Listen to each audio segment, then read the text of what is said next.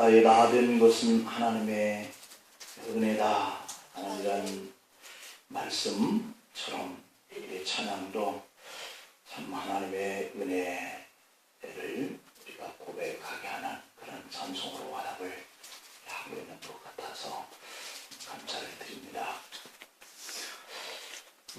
사람이 살다 보면 우리가 여러 가지 일을 만나게 되고 또 여러 가지 그 일을 만나는 그런 환경 속에서 참 기대 이상의 결과를 이렇게 만들어내는 그런 삶이 있는 것을 우리가 봅니다. 그래서 바울은 오늘 자기 자신이 하나님께서 자기를 이렇게 많은 일들을 수고하게 하시는 그 일들을 감당해내게 한 것은 하나님의 은혜였다고 이렇게 자기가 정말 기대 이상의 하나님의 많은 은혜를 받게 된 것에 대한 고백을 하고 있는 내용 속에서 우리가 도전을 받고자 합니다. 우리 주변에는 수많은 사람들이 살고 있는데요. 그런데 그들을 보면 첫째, 기대만큼 사는 사람이 있어요. 여러분들도 나름대로 가족 관계 속에서 자녀가 부모가 자녀에게 기대하는 것이 있을 거예요. 근데 그 기대하는 것에 실망시키지 않고 부응하는 이러한 사람들의 관계가 되기를 간절히 축복합니다. 두 번째로는 그렇게 기대를 했는데 그 기대치에 이르지 못하고 그 기대 이하의 삶을 사는 그런 사람들이 있는데 좀 아쉬운 것이 많죠. 그 다음에 세 번째로는 기대한 것보다 더 이상의 사람이 있어요. 하나를 원했는데 둘을 해내는 이런 사람들이 있죠. 할 수만 있다면 모두가 다 이런 사람들을 축복합니다.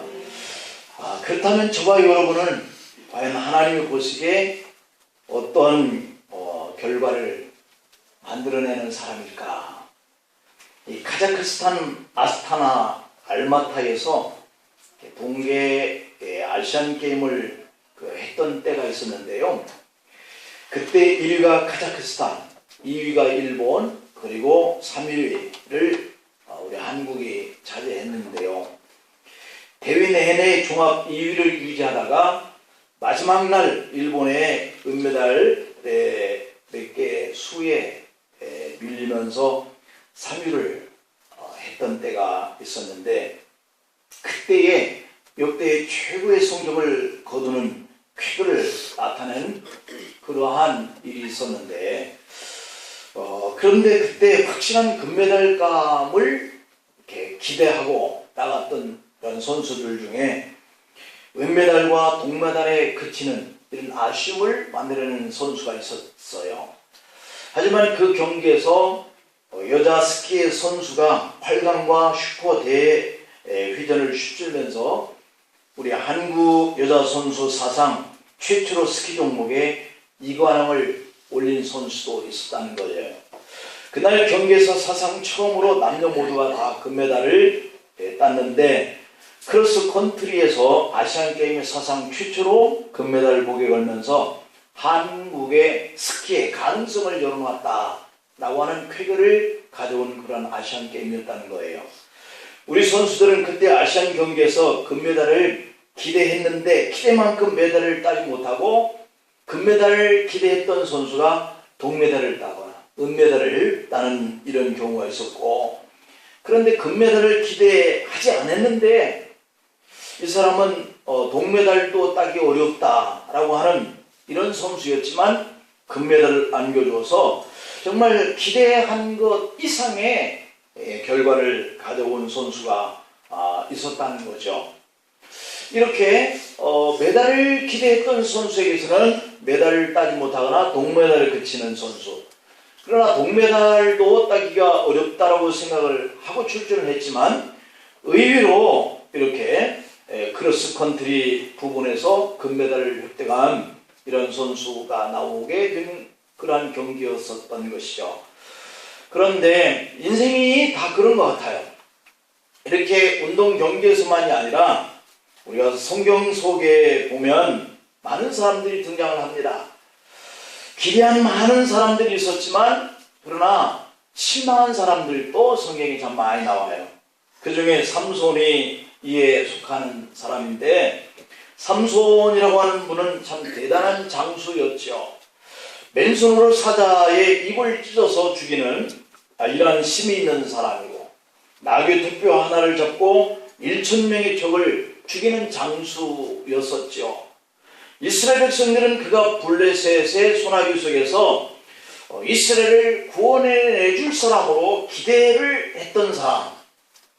그러나 그가 기생 들릴라에 빠져서 결국은 눈이 빠지는 비참한 이러한 결과의 최후로 죽음을 당하게 되었죠.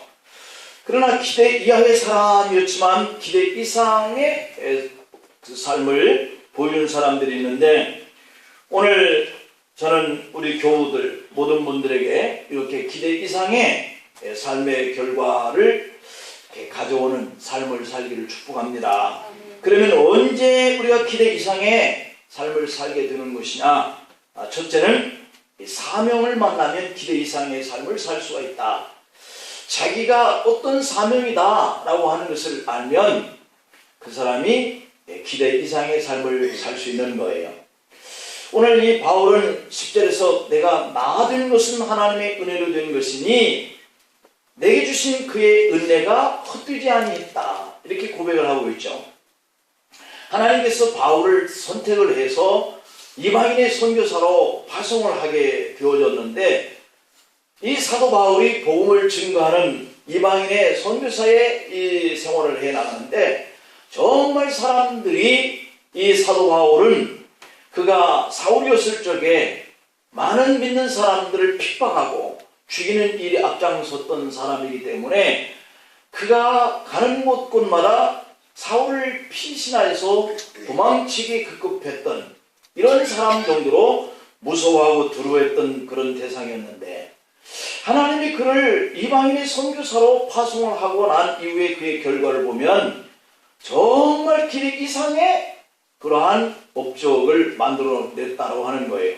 그래서 바울은 모든 사도보다 더 많이 수고하였으나 내가 한 것이 아니다, 이런 고백을 하고 있는 모습이거든요. 그러니까 바울이 자신의 입장을 볼 때에도 정말 자기가 기대 이상의 이 일을 만들어낸 것을 보고 내가 수고한 그 다른 사도보다 더 많은 큰 일들을 만들어냈다, 자기 자신도 그렇게 기대 이상의 일을 만들어냈다라고 하는 것을 하나님의 은혜로 돌리고 있는 것을 볼 수 있죠.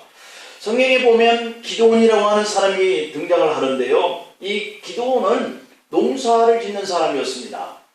밀농사를 하고 있을 때 천사가 나타나서 큰 용사여 여호와께서 너와 함께 하시도다 라고 사사기 6장의 12절에 말씀을 표현하는 것을 볼 수 있죠. 이렇게 농사 짓고 있던 이 기드온을 누가 이스라엘을 건져낼 수 있는 장수라고 생각을 한 적이 있었겠어요. 그런데 하나님이 그 기드온을 부르셨어요. 그리고 이스라엘의 적 미디안을 쳐 부수라 하는 이 사명을 맡겨주시죠. 자신을 기드온은 너무도 잘 알고 있기 때문에 이 이스라엘을 기드온이 적들을 물리쳐낼 수 있는 장수의 사명을 감당할 수 있을 것으로 생각하지 못했죠. 그래서 그는 거절합니다. 그러나 하나님은 사사기 6장의 16절을 통해서 이렇게 말씀하죠. 내가 너와 함께 하리니 네가 미디안 사람 치기를 한 사람 치듯이 하리라, 이렇게 말씀해요. 이 기드온이 이스라엘의 대적자들인 미디안 사람들을 칠 수 있는 그 수많은 그러한 그 적들을 물리칠 수 있는데, 마치 한 사람을 쳐내듯이 그 적들을 물리칠 수 있는 장수로 쓰시겠다라고 하는 거예요. 기드온은 자기가 약하고 능력이 부족한 농부에 불과하기 때문에 이 이스라엘을 공격하는 미디안의 적들을 방어하는 일에 자기가 큰 일을 해낼 수 있을 것으로 생각하지 못한 것이죠. 미디안이 크고 수가 많은 이 대적들, 이들을 보고 두려운 존재로 생각을 하는 거죠. 자기가 그들을 물리칠 수 있는 그러한 힘을 가지고 있지 못하다는 것을 고백을 한 거죠. 밭에서 작물이나 재배하던 이 농사짓던 기드온이 이스라엘 군대의 총사령관이 되어서 하나님께서 그에게 맡기신 사명을 감당해낸다는 거예요. 기드온은 용기를 내서 하나님의 권능을 믿고 나가서 싸우는데요. 기드온은 300명의 용사를 이끌고 나가서 싸우는데 그 많은 미디안의 대적들을 물리칠 수 있게 하신 거예요. 하나님 이외에 기드온에게 그와 같은 일을 하여서 나라를 구하리라고 기대한 사람은 아무도 없었죠. 오직 하나님밖에 없었던 것이죠. 그래서 기대할 수도 없는 나약한 농부의 모습으로 기드온은 하나님의 주신 그 사명을 붙들고 하나님의 자신을 통해서 그 일을 해낼 것이다 라고 믿고 나아갔는데 기대 이상의 성과를 거두게 된 것이죠.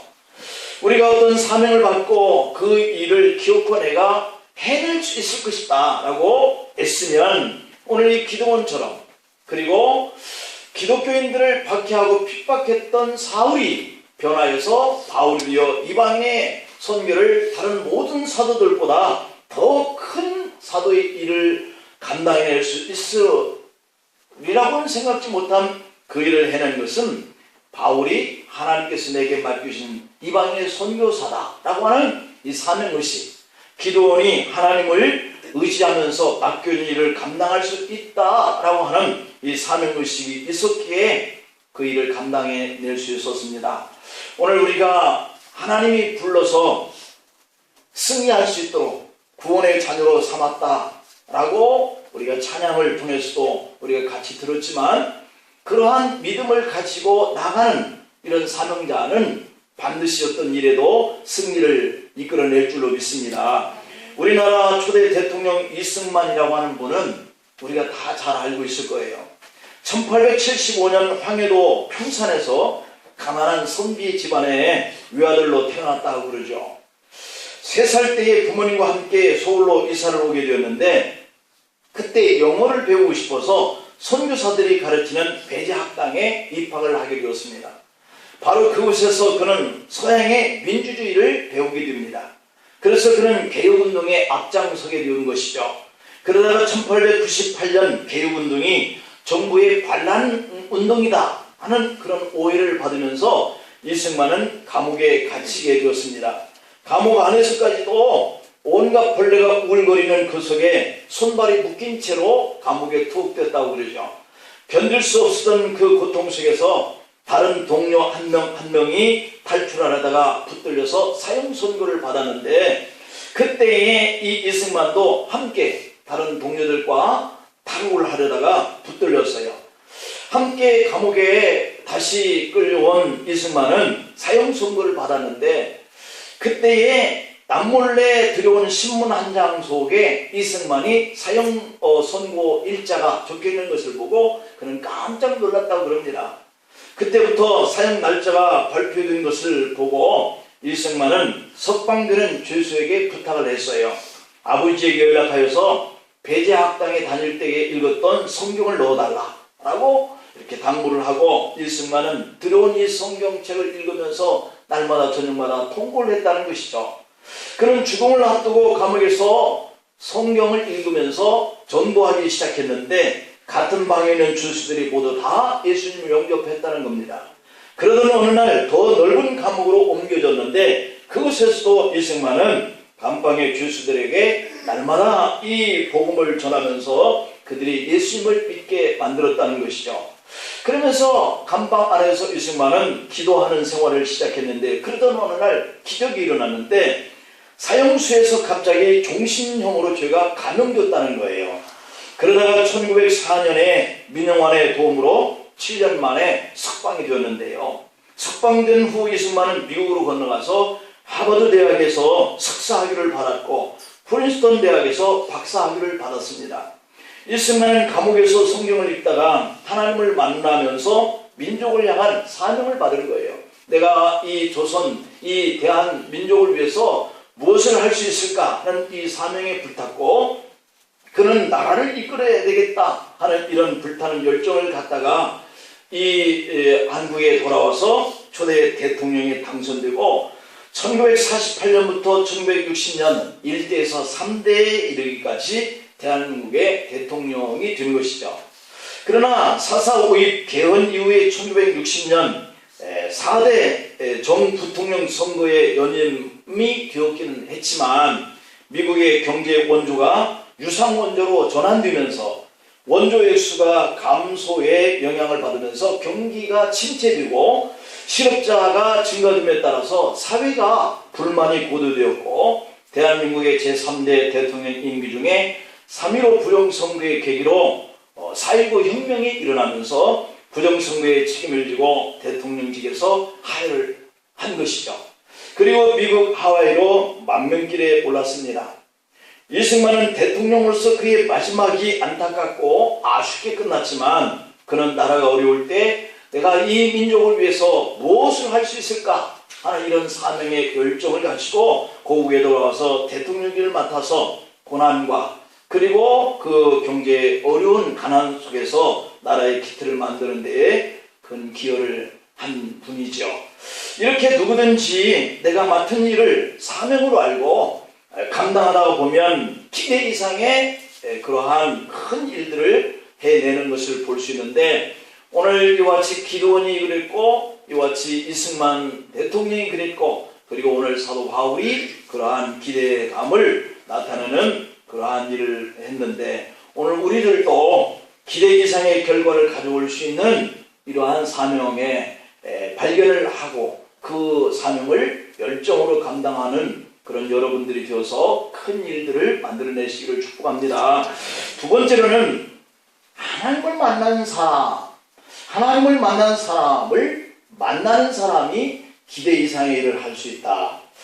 먼저는 우리가 하나님을 만나는 사람이 되기를 축복합니다. 그러고 난 이후에 정말로 하나님을 만난 사람을 만난 사람도 이렇게 기대 이상의 일을 부응할 수 있는데요.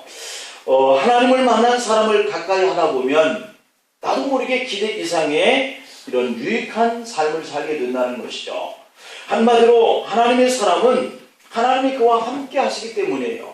오늘 이 사울이었던 바울이 하나님을 다메스커스 언덕에서 만나죠. 그가 전에는 하나님을 제일 잘 믿는 사람으로서 기독교인들을 예수 믿는 이단이다 생각을 하고 핍박하고 그들을 감옥에 가두는 일에 열정을 바쳐서 일했던 사람이잖아요. 그런데 그가 다메스커스 언덕에서 예수님을 직접 만남을 통해서 그가 하나님을 잘 믿었다, 내가 하나님을 만난 삶을 산다 라고 생각했던 것들이 깨트려지면서 정말 하나님을 만나게 되는 이런 역사가 일어나잖아요. 그래서 하나님을 만난 이 바울을 통해서 그가 이방 선교의 각 교회들을 세울 때마다 놀라운 역사가 일어나는 거예요. 이처럼 이렇게 하나님을 만난 바울을 통해서 많은 또 바울을 만난 사람들이 큰 일들을 해내는 거예요. 누가는 하나님을 만난 바울을 따라다니면서 기대 이상으로 큰 사람이 되어서 누가복음을 쓰고 사도행전을 써냅니다. 마가는 하나님을 만난 사람 베드로를 따라다니면서 기대 이상의 마가복음서를 제일 먼저 쓰는 이런 획기적인 일을 해내요. 여호수아는 하나님을 만난 사람 모세를 따라다니면서 모세의 뒤를 이어서 이스라엘 인도해낸 가나안 정복할 만큼 큰 사람의 일을 해냅니다. 하나님을 만난 사람은 하나님을 만난 사람을 가까이 한다 라고 하는 이런 삶을 통해서요 놀라운 큰 일들을 만들어내는데, 이 하나님을 만난 사람을 가까이 한다는 이 용어가요 신학적인 용어로 접촉의 영, 능력의 전가 이렇게 불러요. 고린도전서 6장의 16절 17절에 보면 바울이 이런 얘기를 합니다.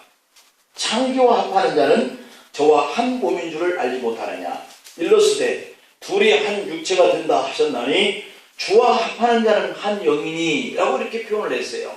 아주 극과 극의 그 합하게 되어지는 결과를 말씀하고 있는데, 상기와 몸이 둘이 합하게 되어지면 그가 그와 같은 더러운 일들을 만들어내지만, 이렇게 주와 합하는 자는 하나님의 영과 합하게 되어서 큰 일을 만들어내는 사람이 된다.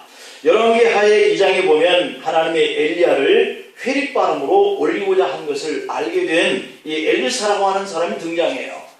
엘리사는 하나님을 만난 엘리사를 계속해서 쫓아다닙니다. 그러면서 그가 가진 그 갑질의 영을 자기도 받고 싶어서 베들로 가면 베들로 가고, 여리고로 가면 여리고를 따라가고, 요단으로 가면 요단으로 가고, 그가 승천한 그 순간까지 하나님이 엘리야에게 준 이 영, 갑절의 영을 받고 싶어서 계속해서 엘리야와 떨어지지 않으려고 따라다니는 모습을 보여줘요. 그랬더니 결국은 엘리사에게도 엘리야에게 임했던 그 영의 갑절의 능력이 임했다. 성경은 그렇게 기록하고 있어요. 열왕기하의 3장에서부터 8장에 이르기까지 엘리사를 통해서 이 기적 행하는 역사들이 쭉 기록되어 있어요. 얼마나 하나님의 갑절의 영을 받았으면 그가 이렇게 3장에서부터 8장에 이르기까지 엘리사를 통해서 나타난 이 하나님의 역사의 일들이 기록되어 있느냐라고 하는 것이죠. 그러므로 내가 하나님을 만나는 것도 중요하지만, 하나님을 만난 사람을 만나서 내가 이러한 큰 능력과 이러한 큰 일을 해낼 수 있다라고 하는 것이죠. 그래서 기대 이상의 삶을 사는 겁니다. 방세를 쓴 파스칼이라고 하는 인물이 있는데, 어느 날 여자들과 희희낙낙하면서 술을 마셨습니다. 그런데 이 파스칼은 하나님을 만나기 전에는 계속해서 이런 유흥업소를 다니면서 술에 취하고 그렇게 사는 거예요. 그러던 어느 날 술에 몹시 취한 중에 마차를 타고 귀가를 하고 있었던 중에 세너 강가를 달리던 마차가 뒷바퀴가 빠지면서 세너 강가에 그 언덕에, 강둑에 이 마차가 걸쳐버리는 이러한 비겁한 일을 경험하죠. 한참 후에 술이 깬 후에 파스칼이 밑을 보니 세느강물이 요이 흐르고 있는 것이 눈에 들어오는 거예요. 조금만 더 미끄러졌더라고 한다면 술 취한 파스칼은 강물에 빠져 죽게 되었었던 몸이었던 것이죠. 깜짝 놀랐습니다. 그날 밤 파스칼은 집에 돌아와 뜬 눈으로 나를 세웠다 그래요. 죽음 앞에 섰던 파스칼은 밤새껏 잠을 이루지 못하고 인간이란 도대체 무엇인가 하는 이러한 생각을 가지고 밤을 지새웠다는 거예요. 여러분, 우리가 과연 누구인가 하는 이 의미를 우리는 어선풀에 할 만큼 이 성경의 말씀을 통해서 우리가 조명되어진 나를 알게 되어졌지만, 이때에 파스칼은 도대체 인간이 무엇인가 하는 이 고민 때문에 맨날 며칠을 밤을 새웠어요. 그런 생각에 잠기다 보니까 그날 이후로 파스칼은 술을 입에 댈 수가 없었다는 거예요. 흥을 주던 여인들의 미소가 이제는 정말 보기 싫어지기 시작했어요. 그리고 그는 문득문득 인생이란 무엇일까, 인간이란 무엇일까 하는 고민 속에 빠졌어요. 그러던 어느 날 주님을 통하여서 예수님의 그 복음의 이 사건을 이렇게 영접하는 계기가 되었는데, 바로 그 누님을 통해서 알게 되었는데요. 그 파스칼은 누님이 그에게 예수님을 알게 해준 그분에 대해서 이제 생각하게 되고, 그분이 과연 누군가 하는 이러한 일들을 이렇게 아주 그 성경의 골똘에 사무치고 이렇게 살면서 인생의 보람된 삶이 무엇인가 하는 것을 이제 눈에 띄게 되었다는 것이죠. 그래서 그는 하나님 없이 사는 이런 불쌍한 사람들을 읽으라고 팡세라고 하는 책을 쓰게 되었다는 것이죠. 우리가 중고등학교 때 이렇게 팡세라고 하는 번역된 책을 거의 읽어보지 않은 분들은 없으리라고 생각되어지는데, 세계적인 명작이죠. 그 후에 프랑스 군인들은 전쟁터에 나갈 때마다 성경책 그 다음으로 가지고 나가는 책이 이 팡세라고 하는 책. 그래서 이 두 권의 책을 배낭에 넣고 전쟁에 나갈 정도였다고 하는 것이죠. 그래서 이 팡세의 책을 전쟁터에까지 가서 읽게 되는 책이 되었어요. 그래서 하나님을 만난 사람을 만나면 기대 이상의 영광을 이렇게 누리게 되는데, 여러분도 반드시 이 하나님을 만나든지 아니면 하나님을 만나는 사람을 만나시든지, 그래서 여러분들의 인생의 결과도 좋은 결과가 일어나기를 축복합니다. 마지막으로 은사를 만나면 기대 이상의 삶을 삽니다. 이 은사라고 하는 것은 누구에게나 있는 거예요. 자기에게 주어진 은사를 찾은 사람은 그 사람에게 놀라운 일을 하게 하죠. 오늘 이 사도 바울도 오직 나와 함께 하신 하나님의 은혜다 이렇게 고백을 하는 이 이방인의 선교를 자기 자신은 하나님이 주신 은사라고 이렇게 생각을 한 거예요. 그래서 이 은사로 인해서 자기는 그 어떤 사도들보다 더 수고롭게 하나님의 일을 감당할 수 있는 일을 해냈다 이렇게 고백하고 있는 것을 볼 수 있죠. 이 은사를 감당함으로 저와 여러분들도 하나님께서 이러한 은사를 주신 것이다 라고 생각을 하면서 이 사명을 감당하기를 바랍니다. 사도 바울은 로마서 1장의 11절을 통해서 이렇게 말해요. 내가 너희 보기를 심히 원하는 것은 무슨 신령한 은사를 너희에게 나눠주어 너희를 견고케 하려 함이다 이랬거든요. 우리가 견고케 되어져 가는 이 삶을 살 수 있는 것은 신령한 은사를 우리가 깨닫는 데서부터 이루어지는 줄로 믿습니다. 은사가 있으면 그래서 사람들이 나에 대해서 기대하고 있는 것 이상의 이러한 삶을, 믿음의 삶을 우리가 살아갈 수 있어요. 이 은사는 어떤 특정한 사람에게만 주어지는 것이 아니거든요. 우리 모든 여기 계시는 저와 여러분 모두에게 하나님이 주신 은사가 있는 줄로 믿습니다. 로마서 8장의 32절에 보면 자기 아들을 아끼지 아니하시고 우리 모든 사람을 위하여 내어주신 이가 어찌 그 아들과 함께 모든 것을 우리에게 은사로 주시지 아니하겠느냐 이랬거든요. 또 바울은 로마서 12장 6절부터 13절에 이르기까지 은사에 대해서 이렇게 정의를 내리고 있는데요. 우리에게 주신 은혜대로 받은 은사가 각각 다르니 혹 예언이면 믿음의 분수대로, 혹 섬기는 일이면 섬기는 일로, 혹 가르치는 자는 가르치는 일로, 혹 권유하는 자는 권유하는 일로, 구제하는 자는 성실함으로, 다스리는 자는 부지런함으로, 긍휼을 베푸는 자는 즐거움으로 할 것이니라. 사랑엔 거짓이 없나니 악을 미워하고 선에 속하라. 형제를 사랑하여 서로 우애하고 존경하기를 서로 먼저 하며 부지런하여 게으르지 말고 열심을 품고 주를 섬기라. 소망 중에 즐거워하며 환난 중에 참으며 기도에 항상 힘쓰며 성도들의 쓸 것을 공급하며 손 대접하기를 힘쓰라. 예언, 믿음, 섬김, 가르치는 일, 권면하는 일, 구제하는 일, 다스리는 일, 부지런함, 긍휼을 베푸는 일, 사랑하는 일, 선에 속하는 일, 우애하는 일, 존경하는 일, 열심히 주님을 섬기는 일, 소망 중에 즐거워하는 것, 환난 중에 인내하는 것, 기도에 항상 힘쓰는 일, 성도가 쓸 것을 공급하는 일, 손님 대접을 잘하는 일, 이게 다 은사라고 하는 거예요. 이러한 부분이 여러분들 중에 한 가지만 있어도 여러분들은 그 은사를 내가 받은 바 되었구나 하는 것을 생각할 수 있을 거예요. 누구에게나 특별한 은사는 은사들이 숨어 있다. 은사를 찾으면 그 사람은 사람들이 그 사람의 기대감보다도 더 훨씬 월등한 일들을 해낼 수 있다는 것이죠. 디모데는 평범한 우리와 같은 사람이었습니다. 그런데 그가 하나님을 만난 사도 바울을 만나요.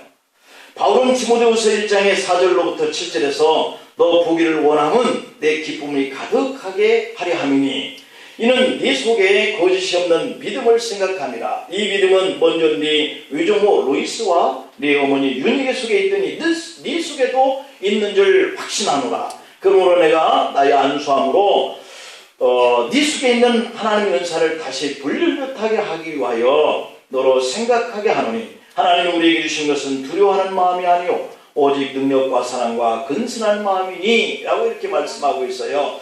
그러니까 이 디모데가 사도 바울을 만나서 자신에게 주신 은사를 통해서 아주 훌륭한 목회를 감당하게 했는데, 그런데 보니까 이미 그가 어렸을 적부터 할머니에게 있는 하나님을 만나게 되고 어머니에게 있는 그 하나님을 만나게 되는 것을 통해서 이미 그는 놀라우신 목회, 큰 목회를 감당할 수 있는 자로 이렇게 세워지게 하기 위한 이러한 밑거름이 되었다고 하는 사실을 발견할 수가 있어요.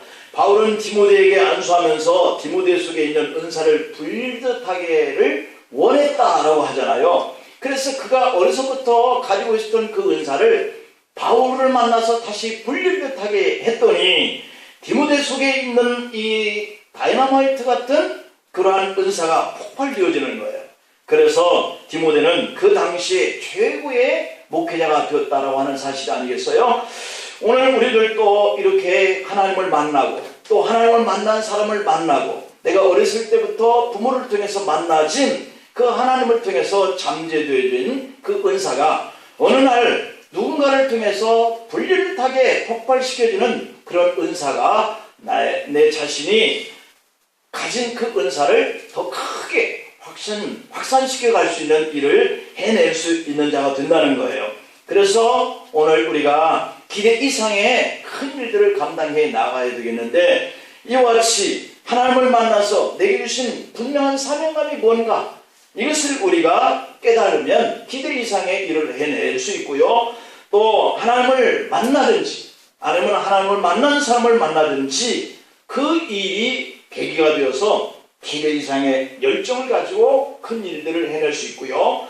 마지막에 가장 큰 기쁨의 일로 내가 살아갈 수 있는 그 은사가 뭔지 내가 받은 그 은사를 감당할 때는 가장 하고 싶은 그런 은사의 일인데 그 일을 할 때 즐거움이 있는 거예요. 그리고 그 일을 한 후에도 또 하고 싶어하는 그 일이 바로 은사인 거거든요. 그래서 이런 은사를 발견하고 하나님께서 여러분들에게 기대하는 것보다 또는 사람들이 여러분들에게 기대하는 것보다 더 큰 일들을 만들어내고 감당해내서 하나님께서 여러분들에게 복되게 하시는 이 결과가 여러분들의 삶에 일어나기를 축원합니다. 기도하시겠습니다. 하나님 아버지